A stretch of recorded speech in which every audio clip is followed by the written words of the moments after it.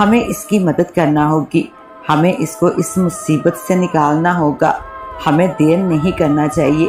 हाँ, तुम ठीक कह रही हो, हमें साहर की मदद करनी चाहिए। ये एक मुश्किल काम था जो करने जा रही थी। मुझे पता था कि वो अपने चिले में कामयाब नहीं हो सकेगी, क्योंकि इस काम में बहुत कुछ सहना पड़ता है, बहुत कुछ देखना पड़ता है, और वो ऐसा करने को बिल्कुल तैयार थी।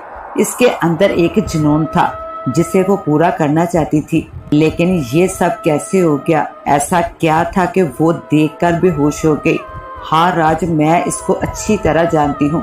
वो कमजोर लड़की नहीं है, बहुत ही बहादुर लड़की है। वो भी हम जैसा बनना चाहती है। ये इसका जुनून ही नहीं बल्कि शौक है। वो चाहती है कि वो भी जन्नत पर कब्जा करे, और वो ऐसा करना चाहती है, और हम इसके इस शौक को जरूर पूरा करेंगे। आओ इसकी मदद को चलें।